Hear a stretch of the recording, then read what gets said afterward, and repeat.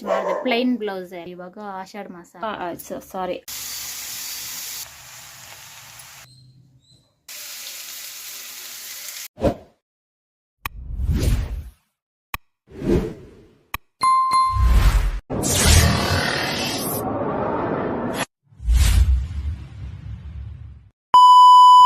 Hi hello friends, welcome back to our channel. ಬನ್ನಿ friends, ನಾನು ಇವತ್ತು ವ್ಲಾಗ್ನ ಸ್ಟಾರ್ಟ್ ಮಾಡ್ತಾ ಇದ್ದೀನಿ. ನೋಡಿ, ಮೊದಲಿಗೆ ಬಂದ್ಬಿಟ್ಟು ಇಲ್ಲಿ ವೆಜ್ ರೈಸ್ ಮಾಡಿ ಕೊಡೋಣ ಮಕ್ಕಳಿಗೆ ಬಾಕ್ಸ್ಗೆ ಅಂತ ಹೇಳಿಬಿಟ್ಟು ಇಲ್ಲಿ ರೆಡಿ ಮಾಡ್ತಾ ಇದ್ದೀನಿ. ಆ್ಯಕ್ಚುಲಿ ಇಲ್ಲಿ ಮೊಟ್ಟೆ ಹಾಕೋಣ ಅಂತಲೇ ಅಂದ್ಕೊಂಡಿದ್ದು, ಅಂಗಡಿಗೆ ಕಳಿಸಿದ್ರೆ ಅಷ್ಟೊತ್ತಿಗೆಲ್ಲ ಯಾರೂ ತೆಗ್ದಿರಲಿಲ್ಲ ಅಂತ ವಾಪಸ್ ಬಂದ. ಸರಿ ಬಿಡು ಅಂತ ಹೇಳಿಬಿಟ್ಟು ಹಾಗೆ ಮಾಡಿ ಕೊಡೋಣ ಅಂತೇಳಿ ಮಾಡ್ತಾಯಿದ್ದೀನಿ.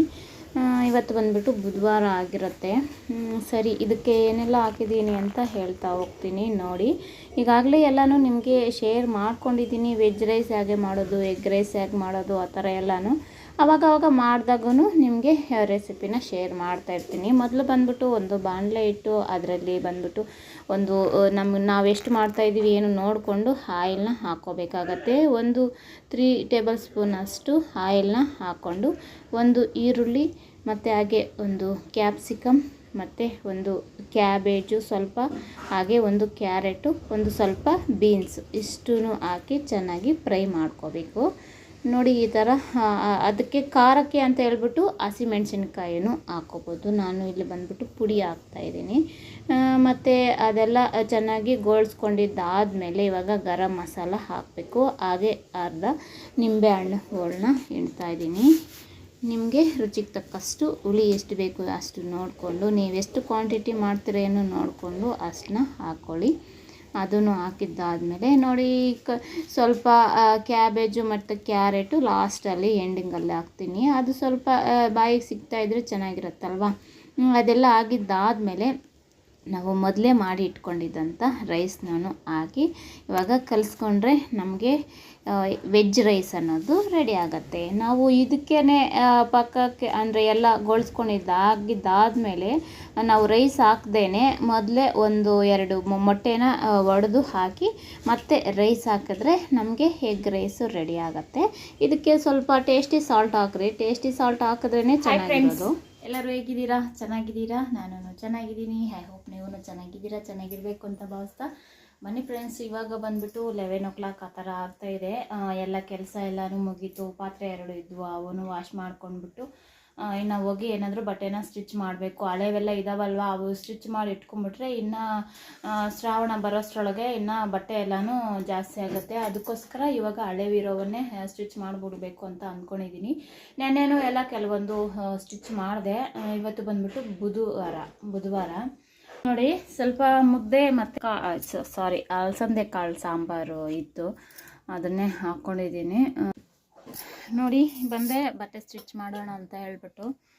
ನೋಡಿ, ಎಲ್ಲ ಈ ಥರನೂ ಎಲ್ಲನೂ ಕಟ್ ಮಾಡಿ ಇಟ್ಕೊಂಡಿದ್ದೀನಿ. ಎಲ್ಲನೂ ಇನ್ನೂ ಇದ್ದಾವೆ, ಕೆಲವೊಂದು ಆಗವು ನನ್ನ ಹತ್ರ ಲೈನಿಂಗು ಇರೋಂಥವು. ಆ ಥರ ಎಲ್ಲ ಕಟ್ ಮಾಡಿ ಒಂದತ್ರ ಇಟ್ಕೊಂಡಿದ್ದೀನಿ. ಈ ಥರ ಕಟ್ ಮಾಡಿ ಇಟ್ಕೊಂಡ್ರೆ ಬೇಗ ಈಸಿಯಾಗಿ ಬೇಗನೆ ಸ್ಟಿಚ್ ಮಾಡ್ತಾ ಹೊರಟೋಗ್ಬೋದು. ನನಗೂ ಇನ್ನು ನಮ್ಮ ಅಕ್ಕನ ಮಗಳ ಮದುವೆ ಆ ಥರ ಎಲ್ಲ ಬರುತ್ತೆ. ಇನ್ನು ಅದೂ ಆ ಬಟ್ಟೆ ಸ್ಟಿಚ್ಚಿಂಗು, ಇನ್ನು ನಮ್ಮದು ಸ್ಟಿಚಿಂಗ್ ಇನ್ನು ಇರುತ್ತಲ್ವ, ಆ ಥರ ಮಾಡ್ಕೋಬೇಕು ಈ ಥರ ಮಾಡ್ಕೋಬೇಕು ಅಂತ ಅದೆಲ್ಲ ಬರುತ್ತೆ. ಇನ್ನು ಹಬ್ಬಗಳ ಟೈಮು ಎಲ್ಲನೂ, ಅದಕ್ಕೆ ಬೇಗನೆ ಇದು ಮಾಡ್ಕೊಂಬಿಡ್ಬೇಕು ಬಟ್ಟೆ ಸ್ಟಿಚ್ ಮಾಡೋದು ಅಂತ ಹೇಳಿ ಅಂದ್ಕೊಂಡಿದ್ದೀನಿ. ನೋಡೋಣ ಯಾವ ಥರ ಎಲ್ಲ ಆಗುತ್ತೆ ಏನು ಅಂತ. ನಾವು ಅಂದ್ಕೊಂಡಿರೋ ಥರ ಯಾವುದು ಆಗಲ್ವಲ್ಲ, ಯಾವ ಥರ ಆಗಬೇಕು ಅಂತ ಇದ್ದರೆ ಅದೇ ಥರನೇ ಆಗುತ್ತೆ. ನೋಡಿ, ಇವಾಗ ಬಂದ್ಬಿಟ್ಟು 2 o'clock ಆ ಥರ ಆಗ್ತಾಯಿದೆ. ಹೇಳ್ದೆ ಅಲ್ವ, ತೋರಿಸ್ದೆ ಅಲ್ವ, ಎರಡನ್ನೂ ಸ್ಟಿಚ್ ಮಾಡಬೇಕು ಬ್ಲೌಸನ್ನು ಅಂತ ಹೇಳ್ಬಿಟ್ಟು ಈ ಬ್ಲೌಸ್ನ ಸ್ಟಿಚ್ ಮಾಡಿಕೊಂಡು ಇನ್ನು ಅದೊಂದು ಇದೊಂದು ಕೆಲಸ ಇರುತ್ತಲ್ಲ, ಆ ಥರ ಎಲ್ಲ ಇದು ಮಾಡಿಕೊಂಡು ಹಾಗೆ ಆಗೋಯ್ತು. ಇದು ನೋಡಿ, 2 ಬ್ಲೌಸ್ ನಾನು ಸ್ಟಿಚ್ ಮಾಡಿದೆ, ಪ್ಲೈನ್ ಬ್ಲೌಸೇ ಅಲ್ವಾ, ಅದಕ್ಕೆ 2 ಸ್ಟಿಚ್ ಮಾಡಿದ್ದೀನಿ.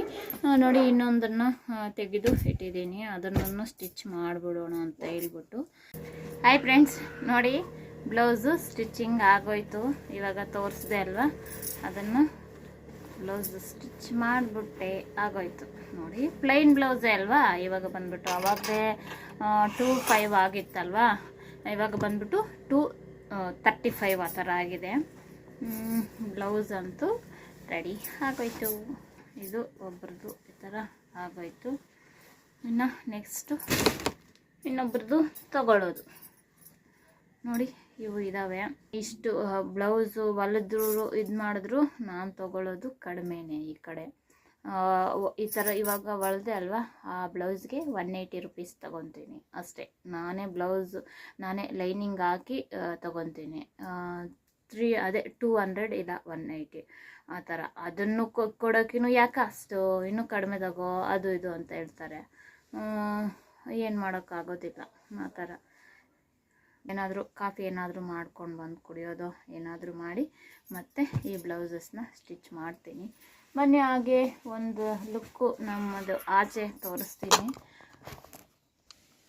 ನೋಡಿ ಈ ಥರ ಇದೆ. ಫುಲ್ಲು ಬಿಸಿಲು ಬರ್ತಾ ಇದೆಯಲ್ಲ ನೋಡಿ, ಮಳೆ ಮೋಡಗಳು ಇಳ್ದಿದ್ದಾವೆ. ಫುಲ್ಲು ಬಿಸಿಲು, ಒಂಥರ ಬಿಸಿಲು, ಮಳೆ ಬರೋ ಥರ ಇರುತ್ತೆ ನೋಡಿ. ಆ ಥರ ನೋಡಿ ಗಿಡಗಳು ಎಲ್ಲ ಒಂಥರ ಇರುತ್ತೆ. ಬಿಸಿಲು ಚೆನ್ನಾಗಿ ಕಾಯ್ತಾ ಇದೆಯಲ್ಲ, ಅದಕ್ಕೋಸ್ಕರ. ಇನ್ನು ಇದು ಮರಿಕೋಳಿ ಇರೋದ್ರಿಂದ ಅದು ಎಲ್ಲಿರೋದು ಕೆದರ್ತಾ ಇರುತ್ತೆ. ಆ ಥರ ಮಾಡಿ ಎಲ್ಲನೂ ಗಲೀಜು ಮಾಡುತ್ತೆ. ಎಷ್ಟು ಕ್ಲೀನ್ ಮಾಡಿದ್ರು ಮತ್ತೆ ಗಲೀಜು ಮಾಡಿರುತ್ತೆ. ಅದು ಬೇರೆ ಇದು ಮರಗಳಿದಾವಲ್ಲ ನೋಡಿ, ಟ್ರೀಸು ಇದಾವಲ್ಲ, ಅದರಲ್ಲಿ ಕಾಯಿ ಸೀಸನ್ ಆಗಿರೋದ್ರಿಂದ ಎಷ್ಟೇ ಇದು ಮಾಡಿದ್ರೂ ನೇರಳೆ ಅನ್ನೋ ಥರ ಬರುತ್ತೆ. ಅಷ್ಟು ಬೀಜ ಜಾಸ್ತಿ. ಎಷ್ಟೇ ಕ್ಲೀನ್ ಮಾಡಿದ್ರೂ ಮತ್ತೆ ಕೋತಿಗಳು ಬಂದು ಹಾಗೆ ಉದುರಿಸಿ ಎಲೆಗಳು ಕಾಯಿಗಳೆಲ್ಲ ಉದುರಿಸಿ ಹೋಗಿರ್ತವೆ. ಅವೂ ಹಾಗೆ ಇರುತ್ತೆ. ಏನು ಮಾಡೋದು ನೋಡಿ, ಇಲ್ಲಿ ಅಲ್ಲಿ ಮೇಲೆ ಕೆಳಗೆ ಎಲ್ಲ ಆ ಥರ ಇದೆ ನನ್ನ ಕೆಲಸ. ನೋಡಿದ್ರಲ್ಲ ಇದಾವೆ ಏನು ಅಂತ.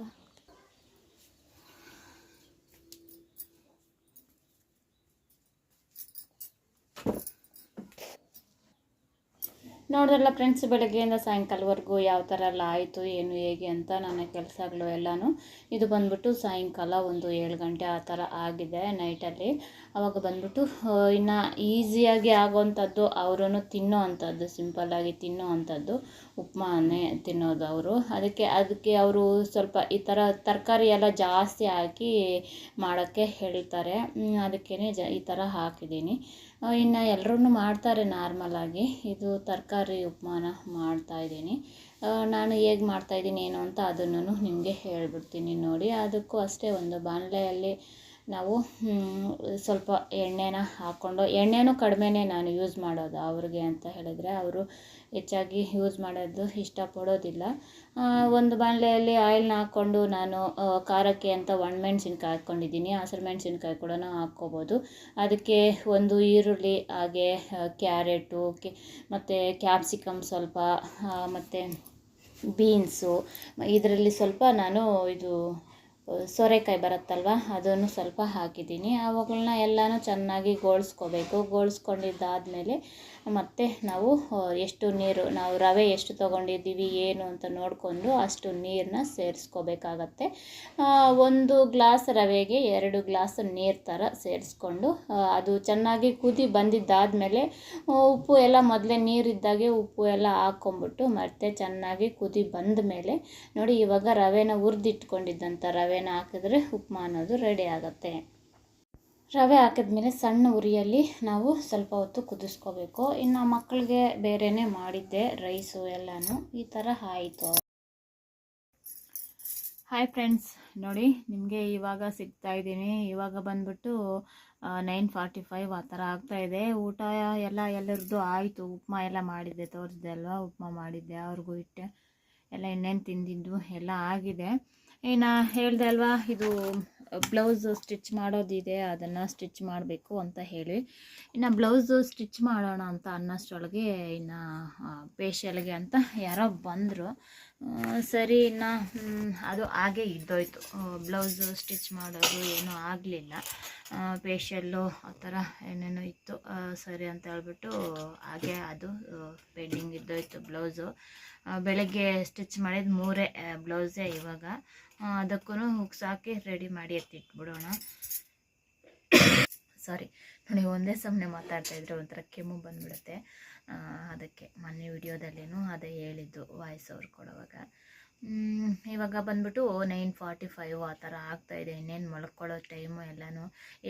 ಇವಾಗಿಂದ ಎಷ್ಟೊತ್ತಿಗೆ ಮಲ್ಕೊಂಡ್ರೂ ನಿದ್ದೆ ಬರೋದು ಸೇಮ್ ಟೈಮೇ 10:30 ಆ ಥರ ಆಗಿಬಿಡುತ್ತೆ. ಇನ್ನು ಅವರು ಎಲ್ಲ ತಿಂದು ಎಲ್ಲ ಆಗಿದೆ, ಮಕ್ಕಳು ಎಲ್ಲ ತಿಂದಿದ್ದು ಎಲ್ಲ ಆಗಿದೆ.